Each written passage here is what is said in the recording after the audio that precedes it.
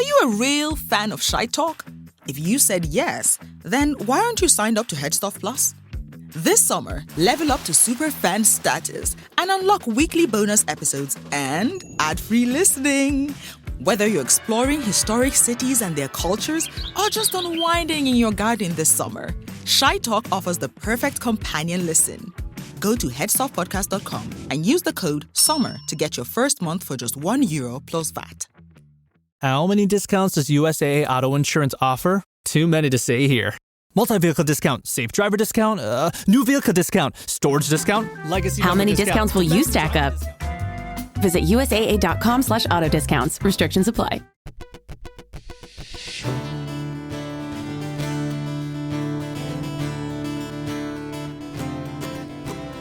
Gather around now, you're in for a story. Old tales of lore, all in search of a glory. The history and mystery of lads, lasses and all. Discoveries and voyages, the rise and the fall. Follow me now as we go back in time. We trace the steps of Irish lineage to find. Joseph from Carlisle and Catherine the Dawn. Guide you through the ways of Shine's Law. I got stung. I was saving this for the podcast now. I got caught lovely by I was doing a tour earlier, and there's an American man, old American man, and you know the game, the tour guiding game. You leave your morals at the door. You know, you play the man in front of you. Just did one with 4 English. Yeah, yes, exactly. You're like, you know what? The famine probably was an accident. Do you know, yeah. Yeah, barely come up. I hope they hang that kneecap fella for all the bad things he said after the break of the tour. Yeah, so old fella, the good old boy from America, he was there. And I was like, oh, we got everyone back. And he was like, well, my wife, she just slipped off to go shopping. And I said, well, hopefully, has she got your credit card? And he just completely changed and was like, no, she has her own credit card. She's independently wealthy. And in front of everyone. And I was like, It's 2025, young man. She has her own money. She earns it herself. And it was like, you backwards. You absolute. Couldn't all the young, cool Germans, they couldn't make eye contact. I said, well, at least she hasn't got the credit card, am I right, fella? It's like, well, that's pretty, what is this, the 1980s? Settle down there. Firstly, it's all debit now. She's got her own Revolut card. Wow, my wife makes her own money, young man. And she has access to our joint account. Yeah. It's like, he just completely face dropped and was like, because I've been killing it for the first hour. And then he was like, oh, okay. I see some values are still a bit old-fashioned here in Ireland. It's like, fucking hell. Yeah, but also it's ridiculous to be like, you're on, you've known this, you've been married this woman for 50 years. So hopefully she hasn't got the credit card. Hopefully she isn't going to ruin your relationship disappearing for 5 minutes in Temple Bar. And or only access to your joint money, the life you've built together, is this bit of plastic. He fucked me. Oh, it's great to see. That's good though. The world's changing. Yeah, that he's. Yeah. But now he thinks it's just change a little slower when you're around. Yeah, for sure. I was trying to fucking I was like grasping at straws, being like, oh no, I voted yes. to what? What Anyway, from one bad American to another. Here's the story of John Zachary DeLorean. Born. Born in 1988. Yeah, you don't know which DeLorean this is. Born in Detroit, Michigan. What do they call it? The Motor Belt? Yeah, Motown. Born in 1925. His Romanian dad was a union man down the local Ford Motor Company, and his Hungarian mother took odd jobs to pay the bills. But it also says that she worked for General Electric, so... Odd jobs for General Electric. It's genuinely that came up. Generally odd jobs. Yeah, maybe that was later because this would be again. We're talking about. This is where I caught you in the. Oh, this is in the Michael Flatley episode that was deleted. Yeah, about how Detroit, Michigan, that they left there. I went to the cold, dark, the worst parts of Chicago. Yeah, because Detroit was in the 50s. one of the biggest cities in the world. Oh, I know, but it's kind of like... It's just that we only think of that because realistically, when we think of Detroit, we don't think of Detroit. We think Flint because you'd always go Flint, Detroit, Michigan. That there's always like you do the thing of saying the name of the state afterwards, and people go right Flint. Now I'm not saying that like Detroit's some paradise, and then like Flint is probably kind of just a smaller town that has the same problems as Detroit. But the idea of it being this like megalopolis, in the only it was the heart of like Ford, I don't know, Chrysler, General Motors, General Electric, they're all running out of here, I think. Yeah, big industry. No, I was just more saying because it was kind of because they're poor growing up basically, and there's this kind of thing of like his mother was doing odd jobs to keep the lights on, but it you don't really associate that with working for General Electric. You know what I mean? Like there's good money in that. That's not like she was just a bit here and a bit there. Couple of grand a month doing consultancy for GE. I don't know. But no, I mentioned the job is realistically probably like... I assume it might have been... turning light bulbs or doing yeah, it could have been, yeah. She was, yeah. But there's 4 of the kids basically anyway, and there's a quote from John's brother saying that they were poor, they were wearing clothes that the mother made out of sacks to carry beans.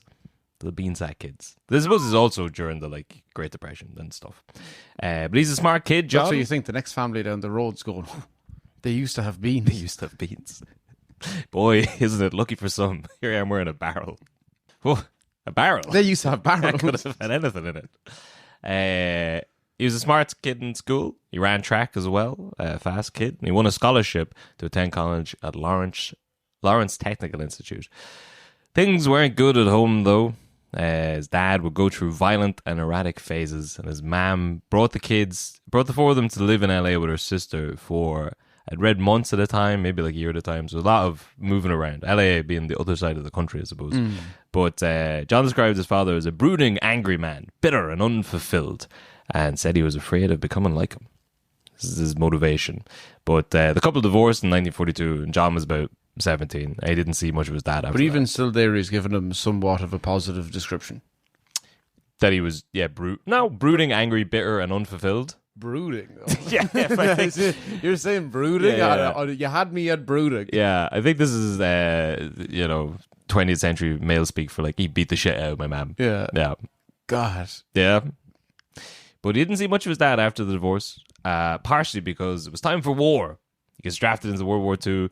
He spends 3 years in the military. I don't think he saw any action. I think he's just in the military. I don't think he gets deployed to Europe. But he gets an honorable discharge in 1946, I think, and he gets back to the family, and things are tough. Things are tough financially. He's working a few jobs. He finished his degree. And then the turning point, he gets a job with Chrysler. They put him into the Chrysler Institute of Engineering.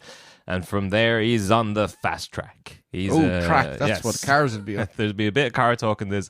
I don't know what the hell I'm talking about. I'm going to alley up, lay it up for you a few times, and hopefully... I'm going to alley up. I'm going to alley up for you. That's a car term. It's about alloys. I'm going to alloy up for you. Alloy up. But he goes through Chrysler's, school for nerds who like cars. And from there, he goes to Packard Motor Company. And after 3 years, he's head of R&D, research and development.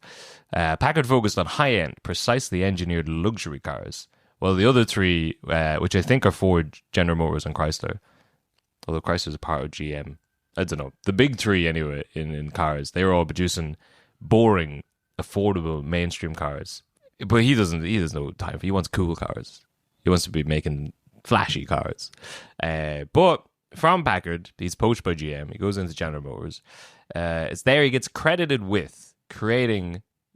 I've read in a lot of places I read the first muscle car. I don't think that's true. There's other ones before it, but he makes the one that gets everyone interested in muscle cars. Not the first muscle car, the only muscle car. only one. These fucking I like what shrimp arm bitches coming along afterwards. What do you got? A V8 engine? I don't even know what that is. We've got the DeLorean. No, this is before. You're getting way ahead of yourself now. You need a time machine. Get back on track. No, this is the Pontiac GTO. Okay. So he makes that. I don't know. I'll be honest. I only know the term muscle car from like I know Need for Pontiac, Speed. but Pontiac's more of a boxy, big old.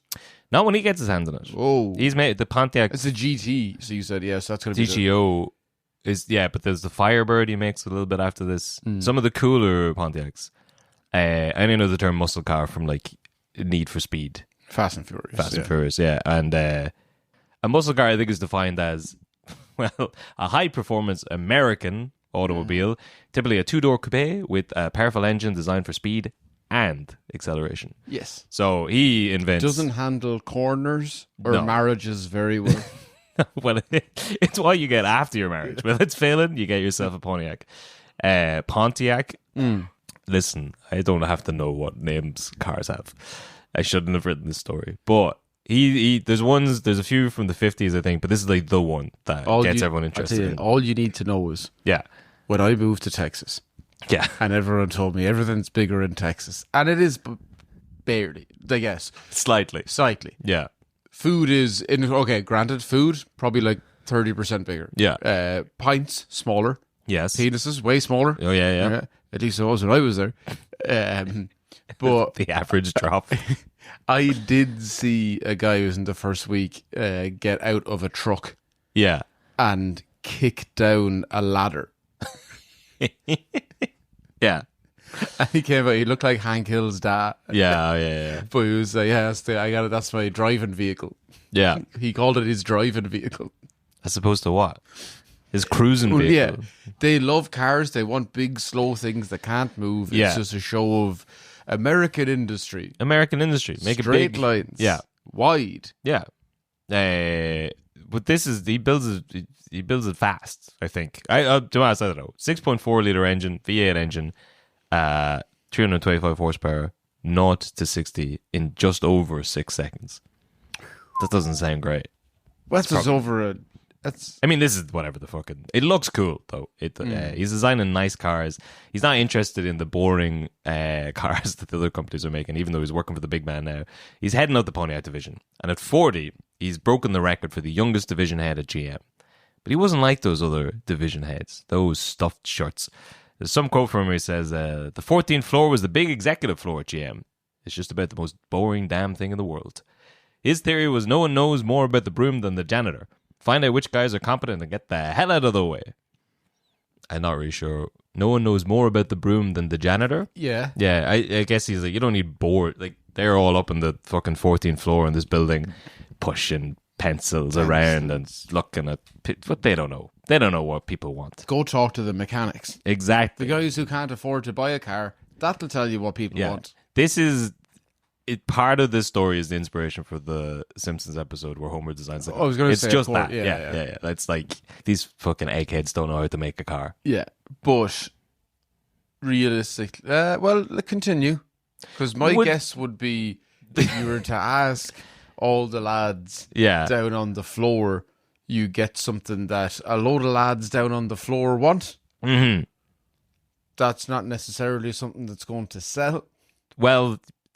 How many DeLoreans did you see on your way here? I'd say. Put it that way. Well, it's weird because people like the Pontiac, but even still, it's not like... But I would say the DeLorean, from my little bit of knowledge, would be like more of a niche car. That is true. That if you're trying to sell it to something... to like someone for like resale value, or for that someone's going to keep it for a long time, or like through what bands were you listening to 5 years ago? You're probably going to change. If a 28-year-old lad buys a DeLorean by 30, he's single now.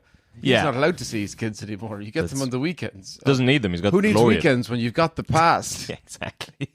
Every day is the weekend.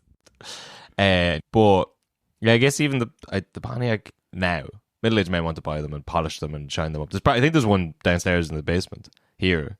That fancy car in the car park that's like always under a tarp, never gets out. He revs it on bank holiday weekends kind of job. Yeah. But I think at the time, the big car booms were in like practical, your Fords that like everyone wants two cars, but it's, for driving the kids around and stuff. Like there's a big boom in car sales, but more sort of conservative, normal looking cars. Yeah. Anyway... He's not your regular executive. He doesn't like the other guys, the button men, inserts of money. He's flashy. At a time when most of them are kind of conservative, you wouldn't know the name of the people who are making these cars. He's out there. He's got long sideburns. He's wearing unbuttoned shirts. He's dyeing his hair jet black. He's dating movie stars. He's already... What movie stars? Raquel Welch. Oh! And, yeah, Ursula Andress. Jesus Christ. Yeah. Couldn't find much evidence for that other than him writing it about himself. But Hey, who's to say? that's enough for me. Yeah. He owned a piece of the San Diego I have Chargers. no other proof of me with Raquel Welch. But Yeah, but it takes a liar to know one. that's where I know him from. It was when I was dating Raquel Welch in the 1970s. But he took her from. I took her from him. That's what it was. Yeah. That's what it was. Yeah, even in your own fantasy, he broke your heart. She said she was looking for a smaller penis. Your ears perked up, among other things. But he owned a bit of the San Diego Chargers. He owned 1/15 of the New York Yankees. He's a high-flying business executive guy, but he's a cool one. 1/15 of the Yankees is crazy. It is nuts. Unless I got that wrong, and he's 1/15 of a conglomerate of it, but I think it was 1/15. That would still be. He's very wealthy and very cool. He's a cool businessman, but this is the 60s. This is the sort of flashy businessman you associate with the 80s. He's doing it 20 years before.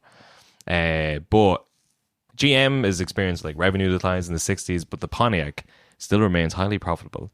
So despite his growing reputation as like a bit of a bad boy, a bit of a maverick executive, in February 1969, he gets promoted. He's now head of Chevrolet, GM's top selling product. Oh. So now, do you have a photo of this Pontiac GTO? No, but that's already gone. He's moved on to Chevrolet. You keep telling me. I want to have a look at this Pontiac GTO. What year is this? 67. Yeah, the original 67, I guess. Yeah, it's a nice. That is a fine looking car. It's a cool. That is a very cool car. The way I was thinking Pontiac, I thought it was going to be like more of like the Simpsons pink car. Like no, no, like a proper. This is awesome. And then take a look at the Firebird. Oh, yeah. He's driving the fucking. He's making the Cobra Kai car. Yeah, exactly. It's the Cobra Kai car. Sure, but when you Google it first, like it's the Cobra Kai car. Most of the results are lads being like, "It's the Cobra Kai." Most of the results are like, "How did the guy who invented the Cobra Kai car also invent the Back to the Future car? The guy who invented the car that's associated with the Karate Kid and Back to the Future, the same lad." You're getting ahead. You don't know it's that same DeLorean guy. You're ahead of yourself. You don't know, but like, yeah, but they're cool cars. That's the whole. He's a cool car. No one said they were cool, but they are two very famous cars. Most of the results when you get it back is like, is it? My wife's pissed off at me. I'm on thin ice. Can I spend the kids' college fund on getting a Pontiac Firebird? Is it worth it? Top 2 results, no. Third result, yes. Let me tell you, the back seat, very comfortable for sleeping in, which is where you'll be living after the divorce. The marriage is on the rocks. This is my chance to get out without having to say anything. Yeah. I can just go and, do you know what? Why give her half my money when I can blow it all just on this remortgage car? the house, put it on the car, I'll sleep in that. She can sleep in the repossessed house. Easy choice. But he's head of Chevrolet. He's it's like GM's top selling product, but this is the sort of classic thing, you know, a fella's good at one thing and then they move him to another seemingly similar but actually quite different job. So he doesn't do great with Chevrolet because he still wants to build flashy cars, but the nerds upstairs, they want to cut cost. They're money men. They only care about things like profit. They don't realize it was always meant to be about the car. It is meant to be about the car. They're all busy. They're like, so they give out to him and they tell him to fucking make some money. Yeah. But I don't know. Did they look weird or was it just... No, they're just like normal. They're just like a Chevrolet is also but that's not really fun. But they're like more functional. That's boring, basically. Yeah. They sponsored Man United. That's how big you'd have to be and how boring you'd have to be to have enough money to... Although, looking at them, Chevrolet, they're also very pretty cool nice cars. as well. Yeah, you know what? We can get them cheap. That's good. Yeah, I don't know. But Chevy guys might want a more basic, a very square, boxy. Maybe. Yeah. I think because I think he gets into a loop anyway, and they want to cut costs. He hires a lot of lads for like inspection. He really wants to. He's also like what would you say? He's an anorak. Like he really wants the cars to be built well. An almanac, you said. He wants the cars to be built well. So he's like hiring loads of guys to do inspections, and Chevy's like, you're cutting into our profit. Get rid of all them. That causes strikes, like big layoffs, then strikes, and the people who are doing the work are kind of building stuff badly on purpose. I think it creates like a feedback loop of the stuff being poorly built, which he's not happy with. But They basically don't want him spending a load of money on hiring extra guys. But despite all this, despite his time with the Chevy department, in 1972, DeLorean was appointed to the position of vice president of car and truck production for the entire GM line. So this is it. This is like next stop, president of General Motors. And he's still, I think at this point, maybe like 45 or something. Young man. But on 2nd of April, 1973, he kind of, out of nowhere, announces that he's leaving the company. He tells the press, I want to do things in the social area. I have to do them. And unfortunately, the nature of our business just didn't permit me to do as much as I wanted. There's a lot of rumors at the time that he was fired. Yeah. That's... Because he's on the fast track. He's on the track to be the president. He's annoying all the other executives with his flashy cock-of-the-walk ways. And then kind of out of nowhere... This young 45-year-old whippersnapper? Yeah. He's a kid. He's a Boy Scout. And I don't know. But come back to me when you've had your second stroke, kid. Yeah, exactly. He hasn't even had a heart attack. Now, they do give him... It's an amicable parting in that... Well, they give him like a consultant job in a Cadillac dealership in Florida. Nice. But later on, so this is a bit confusing, but basically he starts writing a book with a ghostwriter, a guy called Patrick Wright. The book's called On a Clear Day, You Can See General Motors. He starts writing that as soon as he leaves, and he's letting loose. There's hundreds of hours of recording. He's naming names. He's going after the boys. I think maybe he cools down and he figures that's a terrible, he wants to work in this town. Terrible kind of idea. So he backs out of the book. But Patrick Wright, he knows he's onto a winner here, and he releases it anyway with everything attributed to... I don't know, is he attributed to a source, and the source is obviously the guy he's been writing the book. Yeah. The guy's been writing the book with for like 2 years, and then it disappears. He's like, well, I got these quotes from somewhere. So basically this like tell-all book comes out where DeLorean is just lacing into all the other executives, calling them nerds, calling them, honest, all this sort of stuff. He's like, they only care about money. They don't know how to build a fucking car. And that obviously sort of sours the industry on him. Back in, now he's president. He's just the man who needs to clean this place up. We didn't think you had it in you. Yeah. That's a test. Have you ever heard the phrase drain the swamp? We gotta get you. But so he's 48, just a child, basically. He's getting married for the second time, this time to the model Christina Ferrari. No relation to the car. Supposedly he invited the president of Ford, was it Lee Iacocca, to serve as the best man, which is pretty funny. He's after being fired or let go, or he wrote this tell-all book about the industry and then like invites the head of the competition to be his best man. And he does it? No, he declines. Yeah. Now that might not be true, but there's a lot of anecdotes about that. That's the sort of man he is. He's an innovator. He's causing shit. He's getting in there. Or an idiot. He's an idiot, yeah. It's hard to, yeah. Which doesn't exclude him. Apparently there's also, again, sort of half jokes, half rumors or whatever, but there's talk of him being president of America. Forget about GM. Firstly, people know his name, and he's a businessman, which already that is pretty much as much as you need. Why don't we run the country? Yeah. Like a car. Like a car business. Everyone cares about. Everyone's covered in oil. You've got you had 4 Italians underneath you twisting knobs. Yeah, this is what the country's been built on. Everyone in America, they just care about money, man. It's not flashy enough. We need it to be faster, less safe, dangerous, exciting. But he doesn't do that. Instead, he follows his original passion. He sets out to make his own car company. He's going up against the big dogs. In 1975, he opens DeLorean Motor Company, DMC. By October of the following year, 76, they have a prototype for DMC's first car, initially known as the DSV-1, or the DeLorean Safety Vehicle. Then later, the DSV-12, before settling on the DMC-12. The 12 was meant to represent it costing $12,000. So it's meant to be the DeLorean Motor Company, $12,000. So this is it. That was just the name of the car. But like within a year, yeah, inflation that you have to charge more than 12. Like I'll say, it doesn't. It's a terrible. That's what the only reason. A fixed price for the name of the thing is. It was a subtle reference. How much do we charge for a 99 now? How much is a 99? Well, that's the same thing. No one gives out to them for doing that. Apart from every summer. Every single day. It's true. Yeah.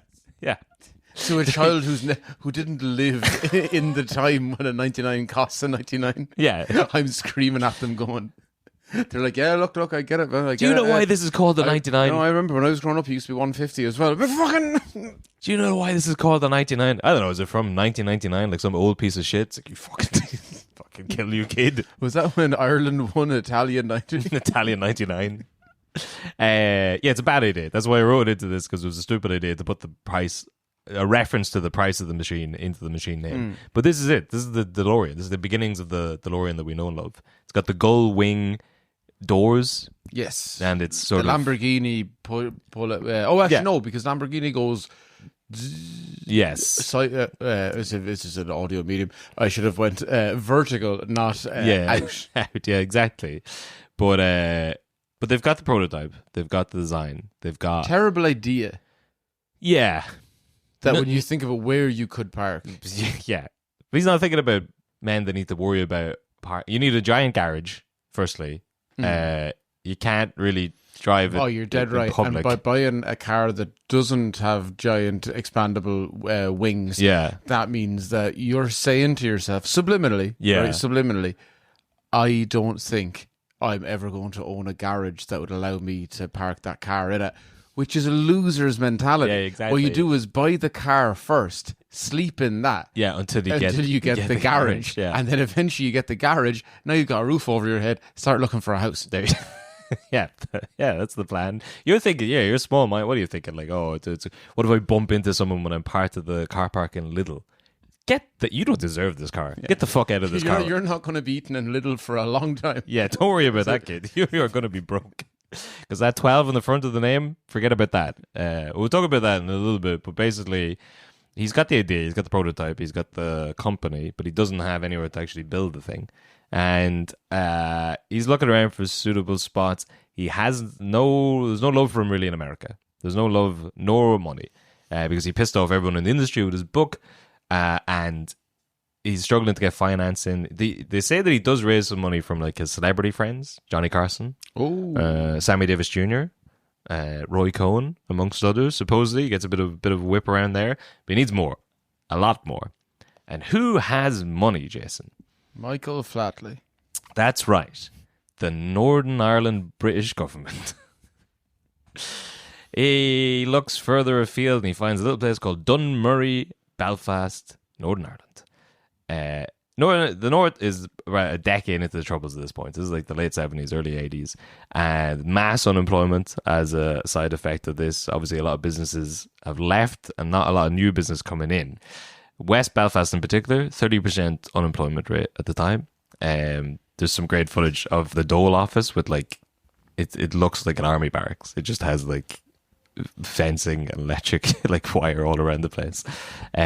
Or the brew, as they called it in a lot of interviews. I'd never heard that before. The brew? Yeah. It's for bureau, I think. According to AI.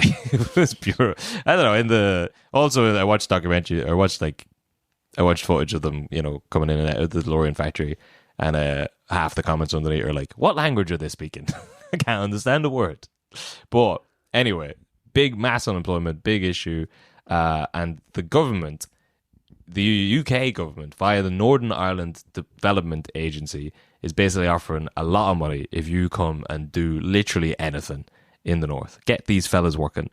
And they offer Mr. DeLorean about 120 million, 54 in grants, 30 million in loans. So 54 you just have.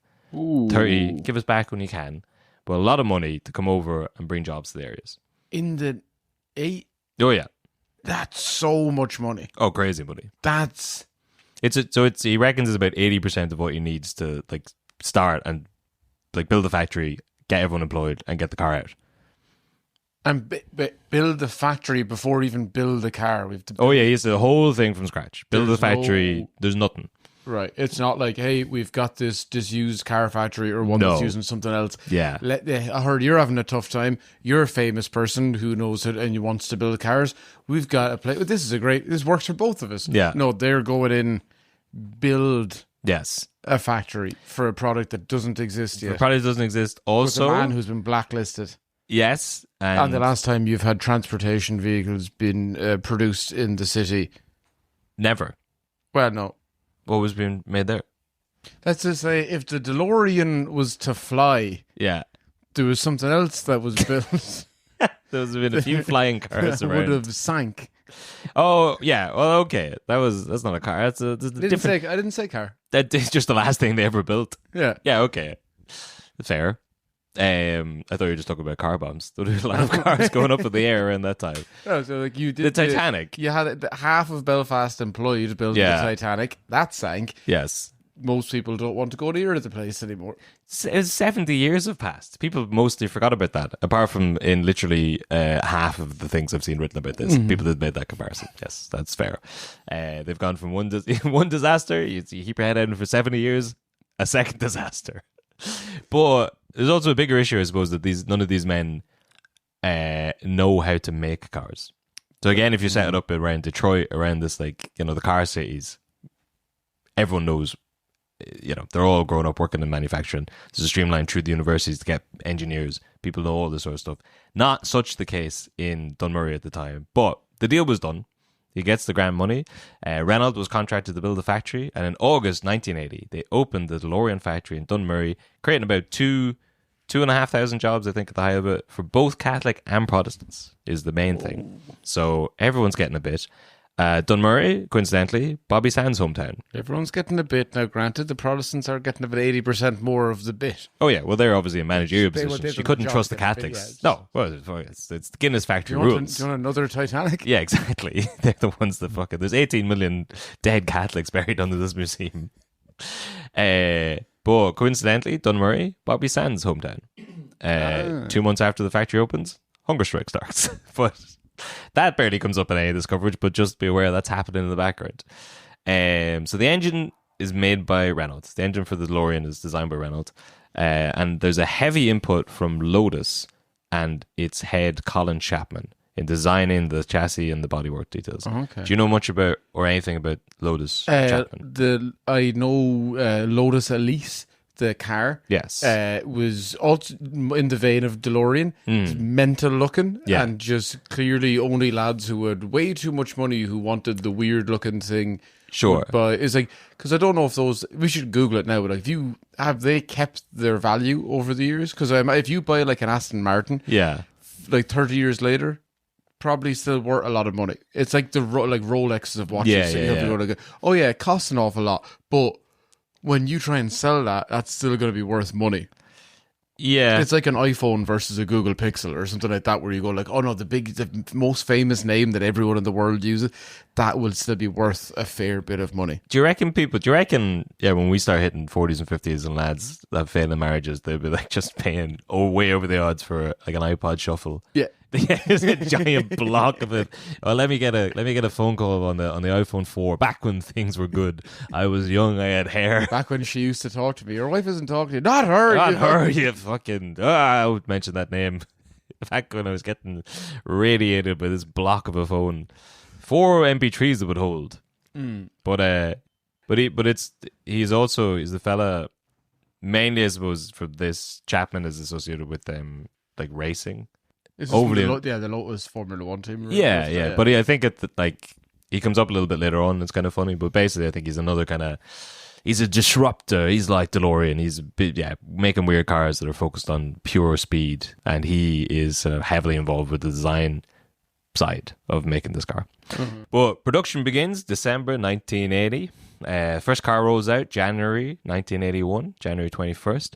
But the cost had jumped, and as you called it, it was a bad idea to put the number on the front of the thing. It turns out opening a car manufacturing plant in a place where no one had ever worked on cars before meant that production was slow. It was cheaper than... No, it turns out it took ages to do anything. They had to train everyone way more, and the whole thing kind of spiraled. So by the first production, they were saying it was now retailing at 25 grand. So a little over doubled the price. But that might be part of the reason why it starts to become known as the DeLorean sports car. They dropped the sort of DMC-12. That's still it also has a better name for it. It is, yeah. And because they're trading off the fact that it's his car. But why don't... That's not the name for it, really. What? DeLorean sports car. Yeah, it's not really a sports car. But don't say that it's... Well, it's advertised as the DeLorean sports car. Now, colloquially, it's just the DeLorean. The weird thing about cars is you can kind of look at them and get a fair idea of what they're for. Sure. Or what type of car they are. Yeah. That, like, no one looks at an SUV and goes, is that a sports car? I'm not fully sure. You don't need to get, like, a 7-seater and say it's the DeLorean family car. We have an idea. It's the DeLorean car for lads with 6 friends and want to take a risk on a Saturday night. Yeah. Like that. It's, you can't. Doesn't the S in SUV stand for sports? Utility vehicles, yeah. I suppose, yeah. Yeah. And cars are often called family cars. No, but I don't think so. I think it's crazy to... how long does it take to say that? By saying DeLorean alone. Well, maybe that was the downside of the advertising. They had some good advertising ideas as well. So the regular version, 25 grand. They also ran an ad for a 24-karat gold-plated DeLorean. Now that would set you back 85 grand. But there's only 100 going to be made. Why didn't they make it 100 grand? I don't know. One for every... Because it wouldn't... Like, it's only gold-plated. I don't think it would... If it's only gold-plated, then it shouldn't be 85. Oh, yeah. It's not worth 85 at all. I think... But their plan was to send... They ran like an ad in American Express, I think, saying they were only going to sell 100 of them. Their aim is to sell them. They're going to be slightly high-end cars. And their aim is to sell... They want to sell about 20,000, I think, in the first year to wealthy Americans. That's the only way this is going to work. You're going to have to sell a load over... Yeah. I suppose it's... or do you make it cheaper and sell a load of them? It's like that... Whoa. No. Also, we can't afford to do that. Okay, yeah. He's gotten so much money from the government to do this, and he's still... the margins are... But it's like that... Like, they say that about the slices of, like, the $1 and $2 slices of pizza in New York. Yeah. That they said, like, hey, if you actually take a pizza and go to, like, the higher end place... Yeah. And that they're charging, like, you know, like $50, $80 for a pizza. But you got to buy it all on its own. Mm-hmm. The whole thing, you can't do individual slices. Yeah. But it's like, what makes more than the higher upmarket place that's charging like $80 for a pizza, or this cheaper place that's charging €1 for a car made in Belfast? Yeah. That, like, where do you make your money? Not in Belfast. Well, I feel like it's Belfast. It's in the disused Harlan and Wolf factory. Yeah. Is that still in use? I think it might have just shut down recently. Well, I don't know. DeLorean's making a comeback. Yeah. Well, they're about due now to start building something terrible. But the idea of, like, do you market and go, right, most of this is kind of like superfluous cost. Yeah. Of like we're charging you 100 grand, but really we made it for 5. And we could charge you 30, but we'll charge you 100, and you'll be safe in the knowledge that there won't be a load of fucking 30 grand idiots around who are able to afford your car. Yeah. You go luxury ego kind of. Yeah. It's like Salt Bay's steaks. Yeah. Where you go, like, you're paying to not be around other people, and then you're surrounded by Salt Bay. Yeah. Well, we were making fun of Michael Flatley for shipping his... No, we weren't. We were talking about Michael Flatley's decision to ship his own car over to Barbados for that movie. Mm-hmm. All these cars, if they're all being sold in the American market, first of all, you got to ship them there. That's an added cost. Yeah. That's right off the bat going to cost you something. But anyway, whatever it is, the plan is to sell them to... Yeah, the plan is to sell them on the American market. But in the interim, America hits a big old recession. Spurred on by 2 back-to-back oil crises in the 1970s. First, Yom Kippur War, 73. During the Six-Day War of 1967, Israel did an old preemptive strike and captured some land from Egypt, Jordan, and Syria. 6 years later, Egypt and Syria launched a surprise attack to get the land back. US backs Israel, so the Organization of Petroleum Exporting Companies, or OPEC, led by the Saudis, imposed an oil embargo against the US. 6 years after that, the 1979 Iranian Revolution happens. Back in the 50s, the Iran Prime Minister Mohammad Mossadegh tried to nationalize the Iranian oil industry, which had been under British control by the Anglo-Iranian Oil Company, better known these days as BP. The British couldn't have this, so MI5 and the CIA come up with Operation Ajax, spearheaded by Kermit Roosevelt Jr. to overthrow Mossadegh and consolidate all power in the Iran with the Shah, Mohammad Reza Pahlavi, who became a US puppet ruling Iran as a theocratic state through the SAVAK secret police and protecting Western oil interests in in Iran. Until the revolution of 78-79, where Islamic fundamentalists reinsert Ayatollah Khomeini and severed all ties with the US, oil prices explode, unemployment in the US hits the worst level since the Great Depression, and people can't afford to buy this car. It's also mad how that's all that what's literally happened in this week. Yeah. It's preemptive strikes by Israel against its neighbours, and Iranian unsettlements drove oil prices up and basically fucked the US economy for 3 years. Also around this time, Bobby Sands dies, which doesn't help. And the Iranians rename the street. I was going to say. After the revolution, Bobby Sands dies in 81, and the Iranians rename the street that the British embassy is on in Tehran. They name it after DeLorean Burger. DeLorean Street, yeah. They name it Bobby Sands Street. And open the Bobby Sands restaurant. But that's all pretty. Also, aside from all that stuff that's happening, it's not a great car. It's not a great car. Yeah, the reviews pretty middling. It's getting beaten out by cooler, less expensive models from his old firm, the Chevrolet Corvette that we looked at earlier on. People are just like, I'll just buy an American car that looks better. And don't have to pay the import. For a car that, by all accounts, isn't great. They only sell 4 of the gold-plated ones in the end. Pure idiots. But at least that made their money back probably for all the rest of them. No. They are losing but at least a lot of money. They didn't make all of them preemptively before anyone had bought them. They didn't do that either. Oh, that's so good. They kind of what happened? So basically, in early 1982, that means the gold thing wasn't a bad idea. It just yeah. That paid a couple of people's salary. There's a website, basically the DeLorean history website, and it has a couple of accounts from people who bought them. I think. So it says 4 of them were bought. There's, I think, maybe 3 of them were bought, and a guy made his own because he realized he could just. I think. Oh yeah, we were joking about that earlier on. I'm half remembering this, but I'm pretty sure he said the whole cost of it was about $8,000, which is still really shy of whatever 25 for the cost, 8 to gold plated, well shy of the $85,000 they were charging them to do the same thing. Just do the yeah. It's like because it's not. Again, it's not solid gold. You get off the metal panes and you put it in some sort of solution, electrify it with gold bits, it sticks to it. Anyway, it's not necessarily a bad idea. If the car had been good, they probably would have sold them. But again, people are just buying American, cheaper, nicer cars. But in 1982... Most people don't buy fancier, more expensive cars. Like, it's been... No. That... Like, most people buy used cars. Most people don't... Like, it's been a thing that you always hear, like... what was that Adam Driver film, A Marriage Story? That I remember at the time it came out, I was like super pissed because whenever I saw it, I was like, it's so stupid that there's this guy who's in the film, he's a playwright or a writer who's never seen The Sopranos, because the crux of the entire film is that he's getting divorced from this lady, Scarlett Johansson, I think it is, or whoever it is anyway. She runs around to all the divorce lawyers just to meet them all so that there's a conflict of interest so you can't use them. And you're in New York City. Yeah, that's a lot of lawyers. You're a playwright. You're in the arts. American. Yep. Sopranos has been out at this stage for 2 decades. Yeah. And you haven't seen what is now a trope. Yeah. Of going like, oh yeah, she's just seeing everyone so you can't be represented. Same kind of deal. If you ever hear someone go like, I didn't realize the second I bought the car, I drove it off the lot. It's worth what? All that taxes is gone. I ate the cost of that. No one told me that in advance. Yeah.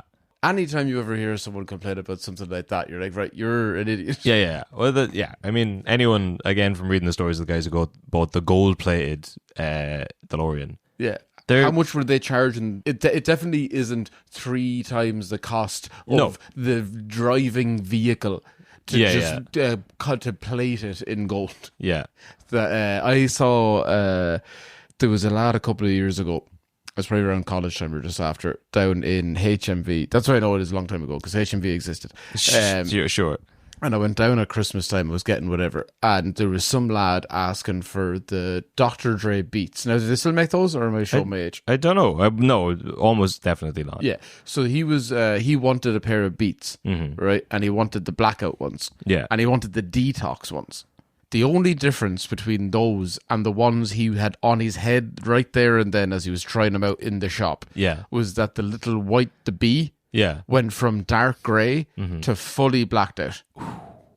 That's pretty cool. And he said he wanted those ones. Yeah. And the shop assistant said, I don't want to have to walk to the back just so you waste extra money. He said they are the same headphones. Yeah. They're already overpriced. It was like I could show you the Sennheisers here beside them, a fraction of the price, better headphones. He's like, no. Not only that, not only the 250 quid do I want to spend on these Chinese-made ones that cost like €1.50. Yeah. I want to spend another 150 to a lad working a retail job at Christmas time. No tips, just in there. Yeah. 100. He's not making that in a whole day. No.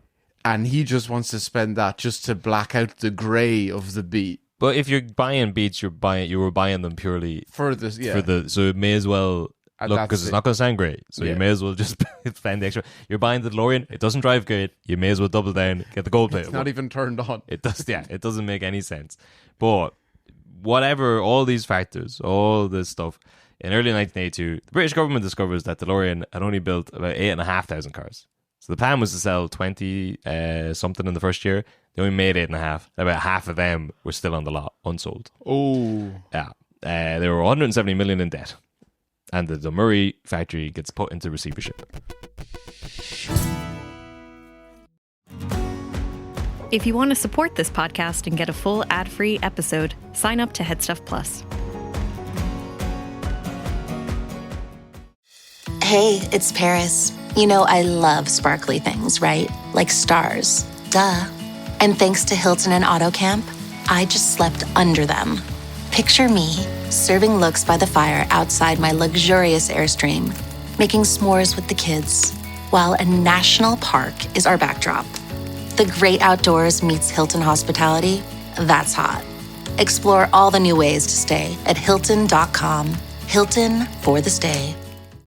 This episode is brought to you by Indeed.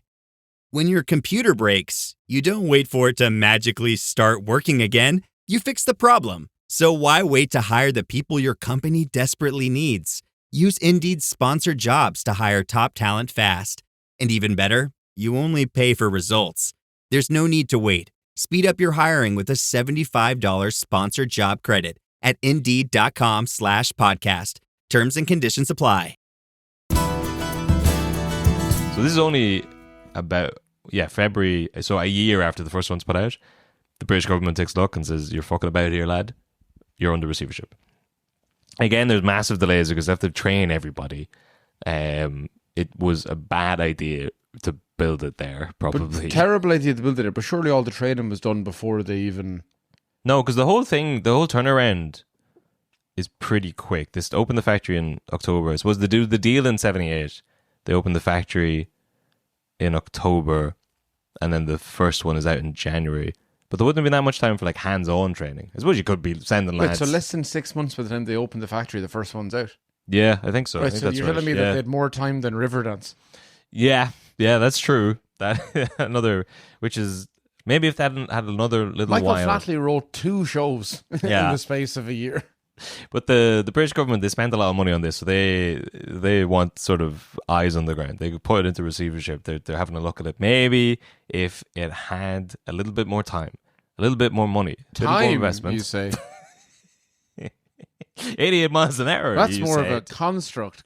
Yeah. Well, we won't need another 170 million cash injection from the British government. But the car's losing money. The company's fucked. Bobby Sands dead. And John DeLorean is feeling hopeless. When in comes his lifeline. His old neighbour, out of the blue, a man called James Timothy Hoffman, he calls him up. He tells DeLorean about a new lucrative business venture he has. Cocaine. And the selling of it. So, September 1982, DeLorean's introduced to Morgan Hetrick. He assigns half of the stock of his company in September, October 1982 to some men to cover the cost of this drug deal. On October 29th, 1982, in a hotel near LAX, DeLorean meets with some Colombian drug dealers and agrees to finance 55 pounds of cocaine, 25 kilograms, which is about $24 million worth. Hold on, wait, say again? 25 kilos. 27 kilos. 27 kilos, which is worth how much? $24 million. About $1 million a kilo, I guess. Yeah. Yeah. How does that work out? Don't know. Because there's 1,000 grams in a kilo. Yeah, okay. Approximately 59 pounds, 27 kilograms, estimated street value of 24 million. But that's... I've no wonder Ben Dunn was buying it by the fucking... That's crazy. This makes much... Okay, but then another source valued at 6.5 million. It's the value of it that seems wildly... Yeah, 6.5 divided by 27,000. Yeah, the valuation of drugs is probably massively inflated because it makes law enforcement look better. Yeah, the numbers seem off and odd, and I blame the police. Yeah, somewhere between the police love inflating the number of drug busts. Looks better. Yeah, and if anyone's like, that's not how much cocaine costs, you get them as well. That's the thing. Yeah. Lock them up. But he says he's meeting the Colombians. He's looking at the cocaine. He says this is the kind of deal that makes the mafia look like a bunch of schoolboys. They put the cocaine down in front of him, and he says, that's better than gold. And boom, in comes the FBI. Oh. It was a sting. The whole thing, the G-men kicking the door, the whole bloody thing was a racket. Biff and all the boys. Yeah. His old neighbor, Hoffman, who got in touch with him, he'd been pinched. He was trying to reduce his sentence, 1981 federal cocaine charge. He was waiting trial for it. He was trying to make the boys go soft on him. He says, I'll get John DeLorean involved. So he calls him up, gets him in. I think they wanted to try and get this guy Morgan Hectic, and then the whole thing, Morgan Hectrick. The whole thing gets rolled into one big sting. How good of mates was he with this fella? Not very. I think they used to be neighbors, and he just called him up out of the blue and was like, John, baby, I hear you're stuck for money. Do you want to do cocaine? It's the new big thing in the 80s. Jesus. Yeah. So and he only has himself to blame. Himself and that lad who set him up. Himself and the lad who set him up, and the FBI. But he's released from bail 10 days after that. The UK government are trying to extradite him, but he's like, no, I'm fine. That's entrapment for sure. Well, you should be his lawyer, because that's the play they go with. But we'll get to that in a second. The DeLorean Motor Company It's a play. Catherine Zeta-Jones does that on stage. The DeLorean Motor Company files for bankruptcy on October 26th, just a couple of days after his arrest. The DMC runs no more. So, I think, January 1981, the car comes out. 82, they're in receivership. October of 82, he's involved in a big drug bust. The company's gone under. Consolidated International, they buy up all the unsold ones in the lot and all the partially completed ones, and they get about 100 cars out of that, basically. The remaining ones left in the production that were halfway decent. So in total, how many cars are built? Because there's 8,500 Yeah, I think it's only about 9,000 all in. God. There's not that many of them in this first run. December 24th, 1982, which I've literally just realized is the day before Christmas. Everyone's laid off from the factory. Sorry. Because I watched... Wait, so he... Like, as if... What a piece of shit. Things aren't going from bad to worse. Like, you're in the troubles. You finally get a bit of a job. It lasts for a year, really. A lot of them would have been working maybe a year and a half. And then he gets himself involved. Well, first of all, no one's buying the car. But they could probably turn that around. He gets caught in the drug bust. The whole thing goes under. I think they all get laid off between October and December. The thing wraps up just before Christmas. There's interviews where they're talking about... They got about £240, some of them, month's wage. And then they're back onto the brew. And they're not happy. Who else isn't happy? The British government. They have invested an awful lot of money in this. And he's gone and gotten himself involved in cocaine. There's also... And this is the bit that Colin Chapman comes back into. The government's been looking into the going-ons of the company since being put in receivership, I suppose. Now the whole thing's gone under, and they're like, what the fuck happened here? We lost a lot of money. It turns out there was somewhere between 17 and 23 million pounds. About half of the funds that he got initially in 78, they've been transferred to a Panamanian account under the name of General Product Development Services. Under the name Eddie Van Halen. Yeah, well, so a load of this money's just gone to Panama. The company intended, so I think then they routed from Panama back somewhere else, and it turns out that it was meant to subsidize Lotus. Colin Chapman's Oh. bit. But the money never made it. They start to look into Lotus, and then Colin Chapman pulls out the winning card and dies. At 54, drops dead of a heart attack. They're just about to be like, where's this 20 odd million that's disappeared and seems to be they follow it through a load of different accounts. It's like, oh, it's headed for Lotus. Colin Chapman drops dead of a heart attack, 54. There is a fair bit of conspiracy. Is Lotus? Yeah. But is their logo a snake? Or is it is it a flower? Is it a lotus? The lotus flower, Yeah. maybe. Is kind of a snake. Yeah, right? Yeah.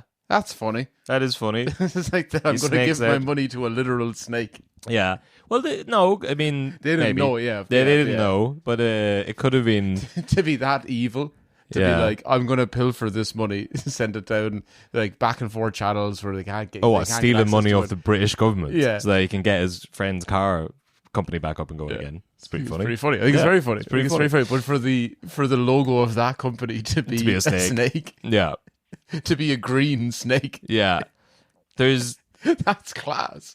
I'd heard, because I wanted to do more on this bit, but I think there's not really much truth to it. But there was speculation that he just faked his own death and disappeared. But none of the evidence is very compelling. I think there's no real public, there's no autopsy, there's no public inquiry into his death. There's no big funeral. It's not really produced in the newspapers or anything. He wouldn't have wanted it that way. Wouldn't have wanted it that way. It kind of all happens pretty quickly, just before the government's about to burst down his door. There's no autopsy. He wouldn't have wanted it that way. And then part of the evidence I saw in one video he was didn't like, leave a letter to his wife in case he wouldn't have wanted it that way. Yeah, part of the evidence I saw in another video was like, and they reckon he might have escaped to Brazil. A couple of years later, his wife goes to Brazil for a month. Answer me that. And then goes home. So I don't know what the thought was. And it goes to Brazil once for a while. I was like, that's probably where he's been hiding. But 20 million would get you a long way in the mid-80s. He Yeah. has... I mean, yeah, it's a lot of money. Yeah. Enough to fake your own death over. Maybe, But yeah. would you... That seems a bit... Because she would have obviously been... If he died, his money would have went to her. She would have been on the hook for... What money? They have something squared away. Yeah, maybe. How did she afford the trip to Brazil? Yeah, answer me that. Yeah. But there's one fella from Lotus, I think, Fred Bushell. He funneled 5 million for himself through the same route. He goes to jail. He's the only person that goes to jail over this whole thing. A patsy. A patsy. But he'd use that money to set up another car company called Patsy Motors. But during Fred Bushell's trial, the judge says, if Mr. Chapman were alive today, he'd undoubtedly be facing criminal prosecution. But we can't get him on the phone. He's in Brazil somewhere. Anyway, that's the other trial. That's the sort of spin-off story. Back to the main trial, DeLorean. He's being done for cocaine possession. In October 1983... Wait, possession? Well, conspiracy to distribute. Yeah. Yeah. In 1983... That'd be a real fucking annoying tag on to the end of the... Yeah, you have it, yeah. It's a conspiracy to buy and sell cocaine, to distribute it amongst an entire continent of people. Yeah. Also, possession... I was only going to use it for myself, officer. Well, two charges. 20 euros worth of it. Yeah. You say, well, look, there's a lot to be said for community service. Joining a program. Have you thought about doing marathon running? Well, luckily, the Antrim GA manager came in and said he's a great hurler. John DeLorean, a great man. He wouldn't be the type to do this sort of thing. But he has done it, but he wouldn't be the type to do it. He's got great go on him. He's got great go on him. He'd be ruining the community. So DeLorean's trial, October 1983, this is another bizarre occurrence. Larry Flint of Hustler magazine fame. Porno, yeah. Yes, a real piece of shit. Well, you know what? No, what his first big break was? I was getting too bogged down in the weeds with him. His first big break. So he ran like strip clubs, Hustler strip clubs, and then started Hustler magazine. His first big break was publishing photos of Jackie Onassis sunbathing topless. Yeah, that he got. He got sued for that. That's where. Yeah, but he made. So that wasn't what did I say? 1975. JFK shot 1963. That I can't believe. Jackie O. Yeah. She was the country's first lady. But he made so much money off that, he was set for life. Yeah. That's mad. The Woody Harrelson plays him in the People versus Larry Flint. Apparently that as a whole, I didn't write everything because it was too grim, but a lot of dodgy allegations. Oh, did a guy doing weird porn stuff in the 70s have... Yeah. Yeah, but he did Jackie O dirty. He had a guy working for him as a cartoonist who did all this like really dodgy cartoons. And it turns out, he's a child predator, and like there's allegations from his own children coming forward, as well as like all the classic sort of rape allegations and setting feminism back a couple of decades. He got shot during an obscenity trial. So 2 years after the Jackie O thing, he gets shot during an obscenity trial. Leaves him paralyzed from the waist down.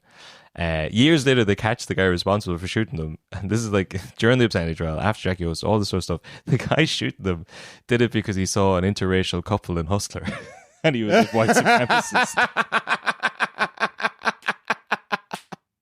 He said, I saw that interracial couple having sex. It just made me sick.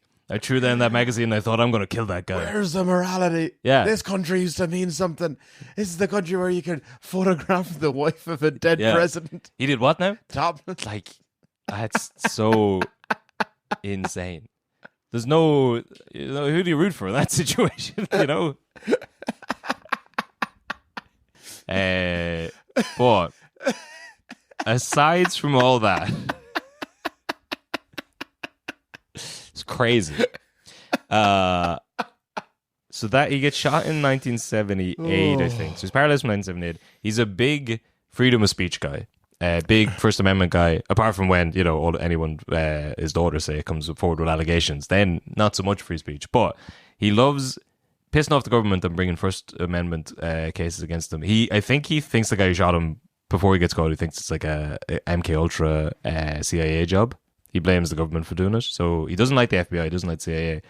And somehow he gets hold of the surveillance tapes from the sting operation against DeLorean. The Zapruder tapes. With the meetings with the Colombian drug lords that was all set up, all that sort of, he gets access to the videos and sells it to journalists.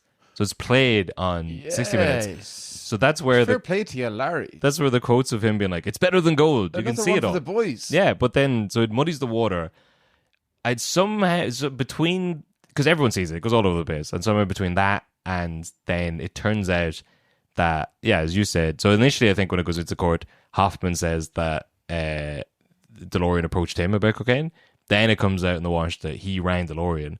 So now it's entrapment. That is entrapment. He did do that. Two more. So between, we can all see the videotapes. The government, too heavy a hand. This guy Hoffman, who's on the hook for other drugs, he's luring his old friend DeLorean in, an old honest entrepreneur businessman. So between it all, the whole thing gets thrown out. He gets acquitted. 1984. John DeLorean, a free man. Fair play to him. Yeah. Between. That's right. Yeah. That's right. I mean, in the footage, it's over the space of 5 weeks. Specifically, they say there's many opportunities where they're like, are you sure you want to do this? Like, it is a bit stupid that he got off with it. Like, it is entrapment that he rang him and like preyed on him being desperate. Yeah, no, it's 100% entrapment. Oh yeah, but they do also give him a lot of opportunities to not do it. Or at least one. But see, if you, yeah. I think they throw a lot of stuff at the wall to see what sticks, but they're like, everyone's seen the video, everyone knows he's guilty. You can't get a fair trial in this country. Thanks to Larry Flint, the fucking pedophile. But I don't know. The entrapment things are always odd. Like, I know a dude who spent about 6 years in jail because he was entrapped. Yeah, as he was by Catherine Zeta-Jones. He was making a Molotov cocktail to throw at a rally when Bush got president back in 2002. Yeah, so he was arrested for a crime he wasn't even allowed to commit. Yeah, it's outrageous. Harriet Clark. But he swears, or did on the stand, that him and all of his buddies were they were incited to violence by a lad who was an undercover agent who, when they kept at some point being like, do you know what, this does seem like a bit much. Yeah. Maybe we shouldn't do it. And he was like, no, sure, come on, it's right here. The rag's already full of oil.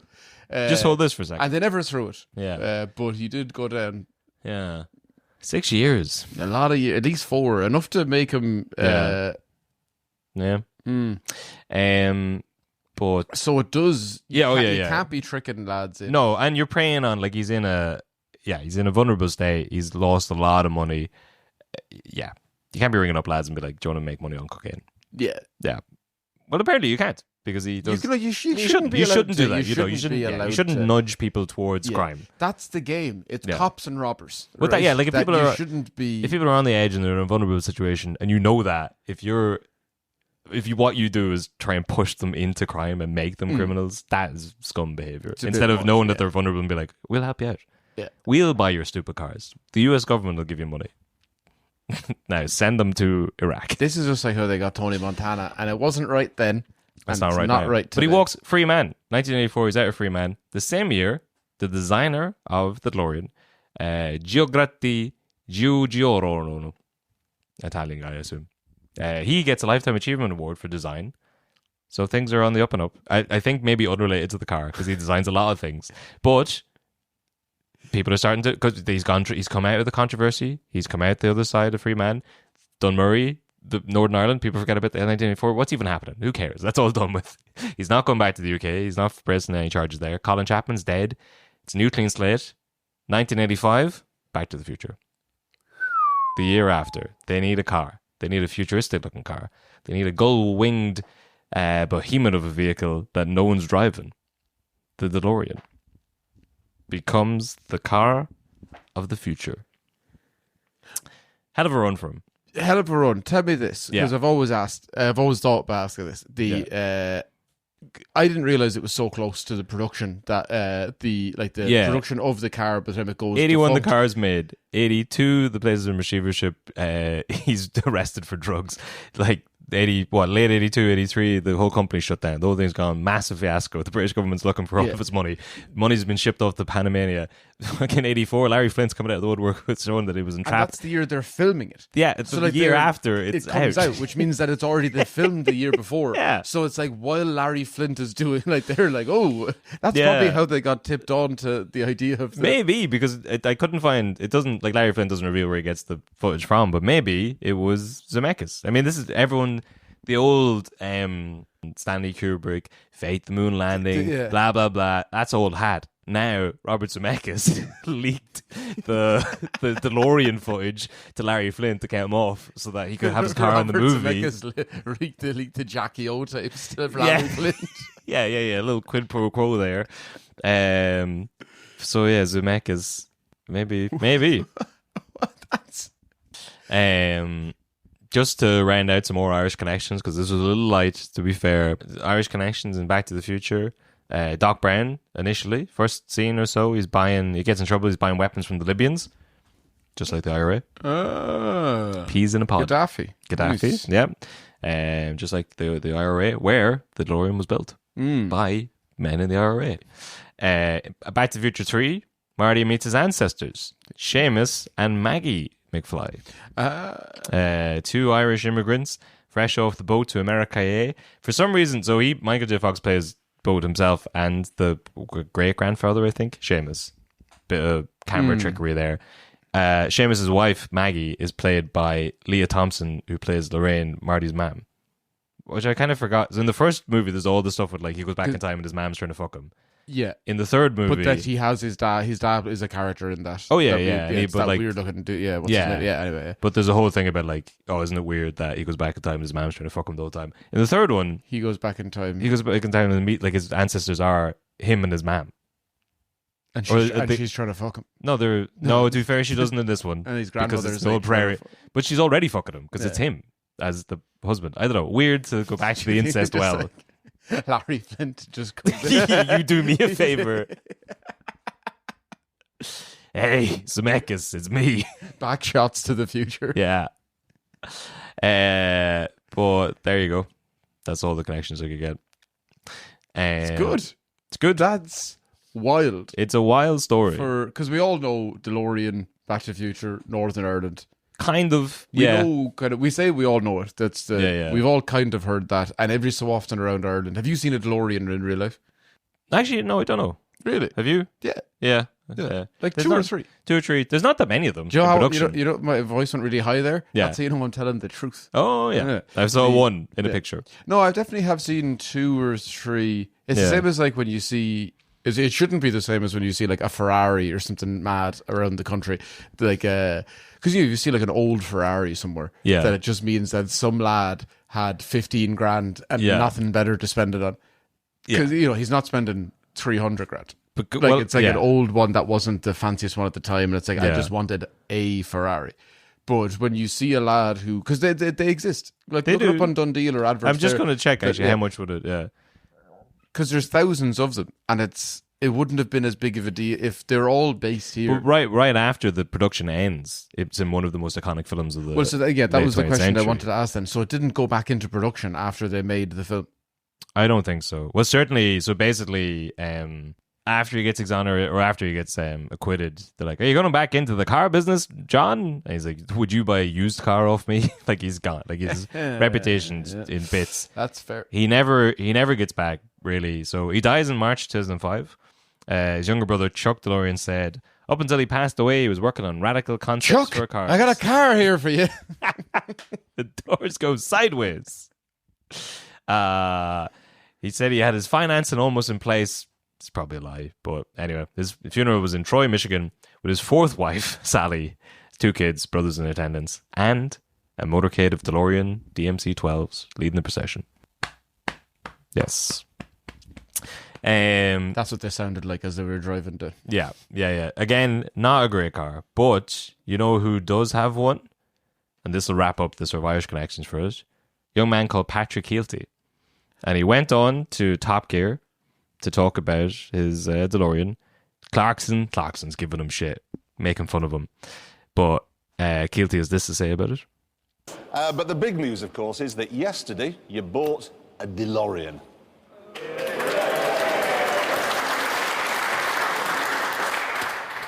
What in the name of all that's holy possessed you to do such a thing? Okay, look, I'm from Northern Ireland to start with, right? Yeah. So if you're from Northern Ireland and someone actually tries to build a sports car factory in Belfast in 1980, when Belfast is more like downtown Baghdad, then it manages to come over, build something which I think is actually aesthetically quite pleasing. Well, we've got it here, the very one you bought. There it is. Yeah. In the process, manages to take Margaret Thatcher for 100 million.